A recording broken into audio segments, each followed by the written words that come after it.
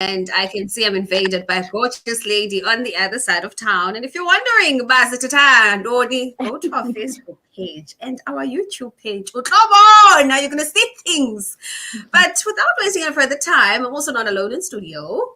Hey, what's the one and the only MIKAY, and that is Miss K to you. Welcome to the invasion. We really have been invaded by EU Fikesana. I'm Saitan. Hello, Nana. Hello, Piwe. Njani? I'm good, thanks, Unjani wena. Siyaphila nathi akho kwanto besendimincile ngoku ingathi i-technology ifuna udlala ngathi hayi besendimincile. Enjalo i-technology yakudisappointa last minute. Ucinga uba fanele umgcine kanti wawuluza kudala. But all right, kubaphulaphuli bethu, man, that have just joined us at this moment. We are going to be in conversation with the founder as well as the managing director of Exhibition for a Child, with Miss NASIPHI, who is also going to actually let us know bangabeke ithini na yonke le nto iqalele phi. I think let's start with you introducing yourself because ndiyendoyike uba introduce abantu ithi kanti ndishiye enye indawo important. Oh, wow. Okay. No, thank you very much, Piwe, for having me and hosting me today on your show.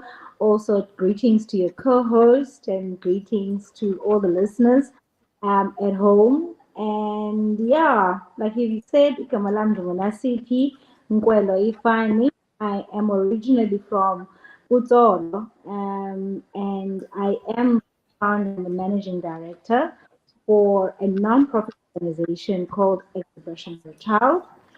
And introducing at high level very briefly who and what is it that we do at Exhibition for a Child. We, like I said, we're a non-profit organization and we focus mostly on educational-based initiatives, even though sometimes we do overlap into community outreaches, but our main focus is education. We currently have about 22 schools that we support under our banner across the Eastern Cape province, from Gqeberha and they run through right to Matatiele. And we work with a mixture of schools, high scholars, secondary and primary schools. And what we do as an organization is run a number of different programs to empower kids in school. And those programs, they range from health and wellness programs.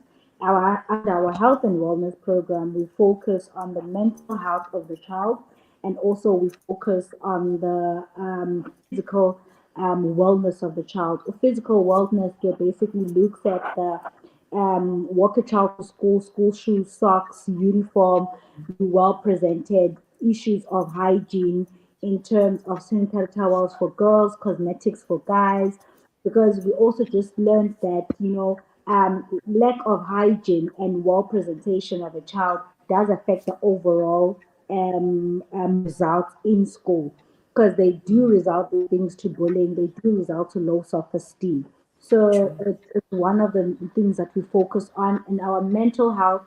We look at bringing in speakers. We have conversations around teenage pregnancy, bullying in school, and then we also just engage also in a number of various topics just to ensure the mental wellness of the child and day-to-day issues that they deal with. Sorry. And then again, some of the programs that we run, they focus on skills development, skills and training programs, where one is soft skills. The soft skills, they looked at digital skills. Well, like we had said earlier on, technology, we have migrated into a technological age.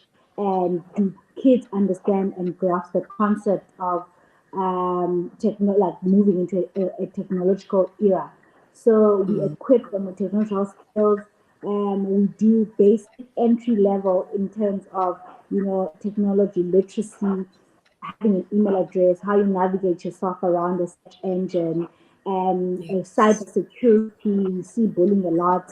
We educate them on cyber security and how do you use your smartphone to maximize on platforms of e-learning. For an example, what are e-learning platforms? How do you interact with other kids? You might be at this school. How do you gain access to e-learning platforms and interact with kids that are in Cape Town while you're in Eastern Cape, exchange paper. How do you do those things?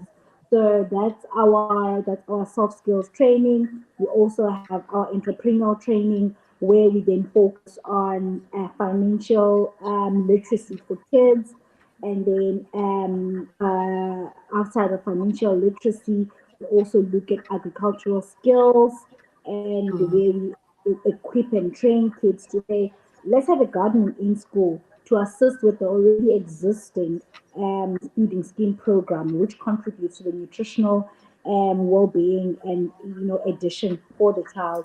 But over and above that, how do you economize them? Have a garden, sell back to the community. You have fresh vegetables for the already existing feeding scheme that you've got in school. And let's identify families within the schools that are child headed or just giving a grant makulu. And let's give them food parcels on a weekly or bi-weekly to assist them. So those are some of the skills development or skills and training development programs that we do as a scholar. And then we also have our career expo that we host on an annual basis. And it is very niche, concentrated rather, where what we do is on an annual basis, we host this career expo. We host it at the convenience of the child. So we work with a lot of rural remote schools, I must say, in our program, because we just feel the further you are away from N2, the more neglected you get. There's a lot of cases that we come across. You find that infrastructure is just terrible at the school, getting to the school. And we know these sometimes, we see them on a day-to-day on television, papers, kids drowning or whatever the case may be, can't go to school because the roads are flooded.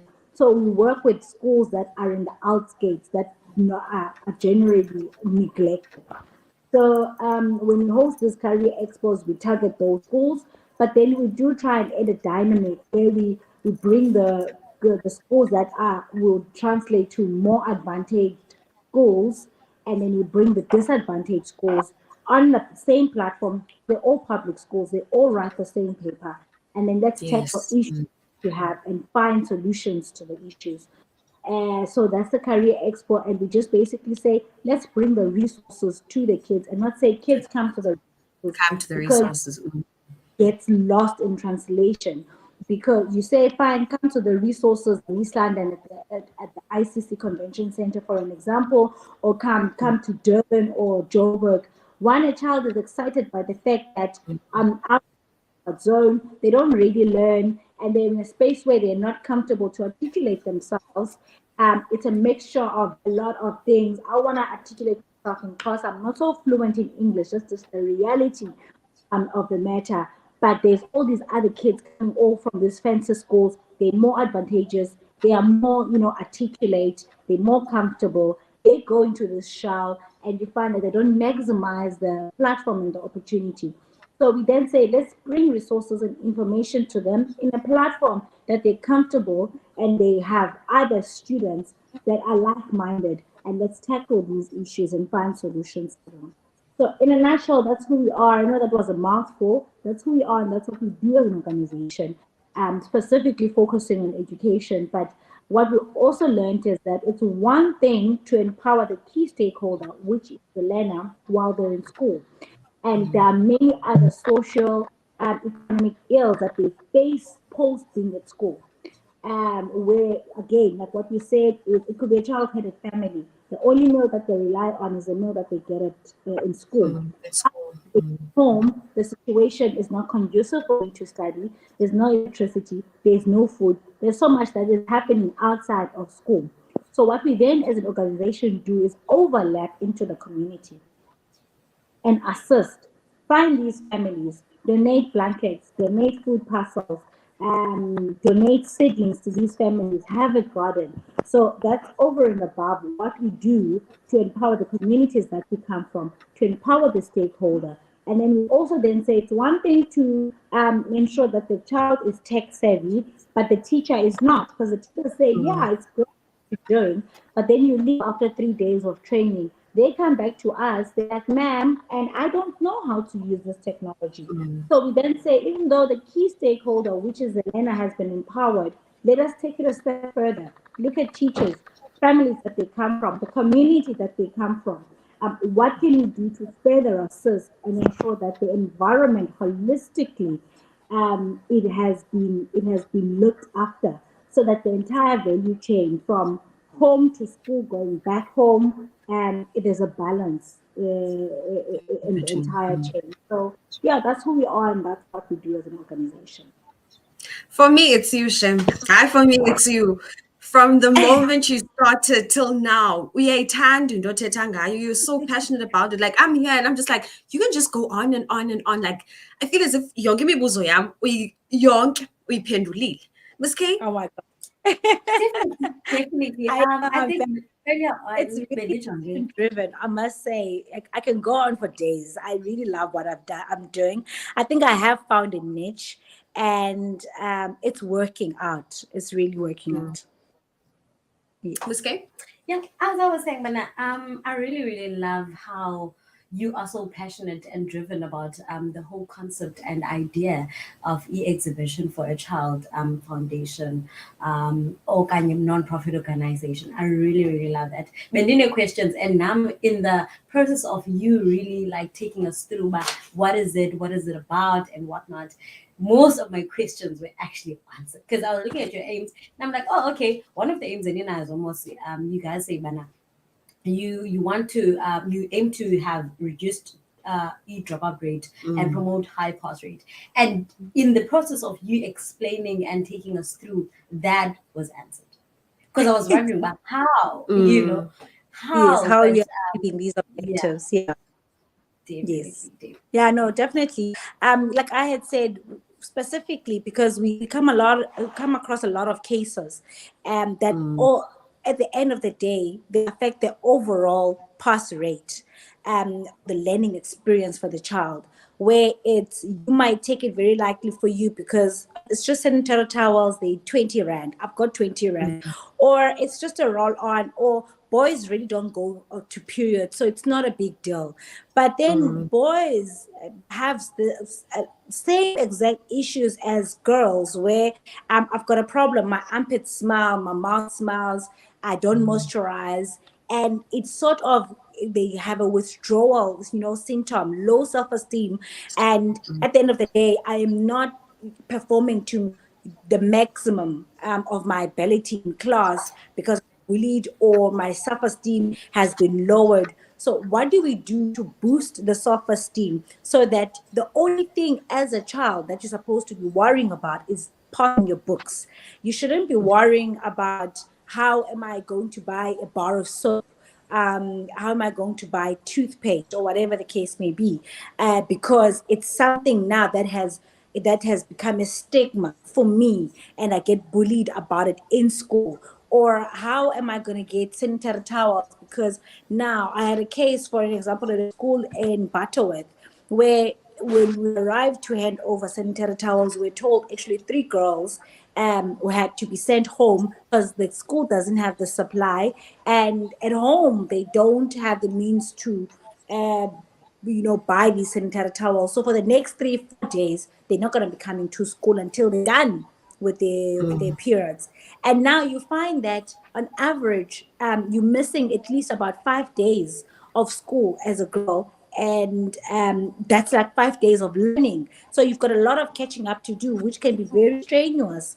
And these are all factors that then at the end of the day, we might not see the bigger picture, how they affect the overall pass rate, but it's just the reality. And what we do as an organization is to try, we've got this system where if a school gets into our program, it stays in our program for at least 3 years. Why do we do that? And then partners often say, but we were at this school last quarter. Why are we donating again here? We've been donating to this school for the past 2 years. Why? Mm. Why And are I you doing say it again? because we want to be able to measure the impact, and we also want to have sustainability. We don't want to be one hit wonders because it's a ribbon cutting ceremony. Let's smile for cameras.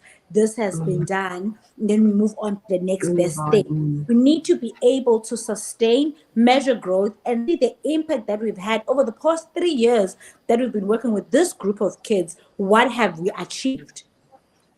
So that's the whole concept around what we do and the structure of our organization. A lot of our partners don't understand why for the past 2 years we've been coming to this school. Why do you like the school so much? Did you come to this school? Does your aunt work in the school? And I'm like, no, it has absolutely nothing to do with that. But it's all about sustainability. Yes, for you, it's a check box maybe, and it works for your BE scoring at the end of the day. But the thing is, we're dealing with real people, real communities.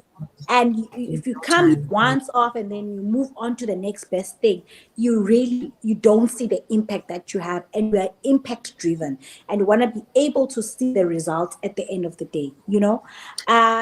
If we are hosting this career expo and we are enrolling kids on e-schools, sometimes we see the impact that we have. Literally, it could be the pass rate from last year was 62%. This year, what's the pass rate? It is 64%. It has gone up 2%. And thank you, because you're running these initiatives. You're constantly visible, you're constantly coming to our school, you're giving them uniform. We've got these programs that are running. We're going to the Career Expo. We're doing this. The schools that are going to the Career Expo, we've started with them 3 years ago. So for 3 years, those schools have been going. So that lot that started from grade 10, now they're in grade 12. For 3 years, what have you learned? You've prepared all this time. You know what opportunities are there, what bursaries are there, where do you plug in what at what time. So yeah, that's NASIPHI, I am looking at it, Aisha. We could go on and on. But like we did mention, more than anything, I think with the questions that they've had, you've covered each and everything. But we want to find out on social media, especially if there might be future partners, potential partners to be exact, who actually want to follow and look at some of the work that you've done thus far. Where can they find you on social media?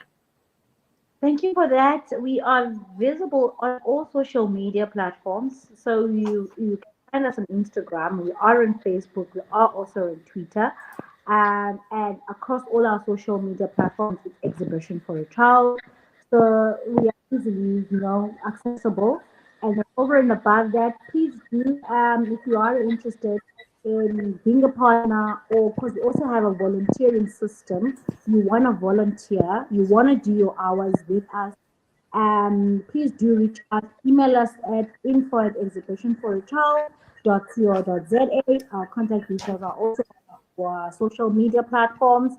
You can also visit our website, www.exhibitionforachild.co.za, for more information on how you can. Stunning. On that note, we have Moput Michael Ukamawambe Trupiwe again, a very impressed, good presentation. NASIPHI, akho kwanto ungayithethanga. But once more again, thank you so much, man, for joining us. Sabulela kakhulu, and we look forward to look at the 10th, actually. They won 5th, but I'm on the 10th exhibition. Really excited, man. Really excited. Hold me till I see you in 7 years' time. See you in 7 years' time. All right, who have just joined us at this moment. Thank you so much to everyone. But Michael, I see you. Ricardo, all the way from Infinity FM. Thank you so much for joining us. I'm running out of time, but we'll definitely be back. Thank you so much, man. And on that note, let's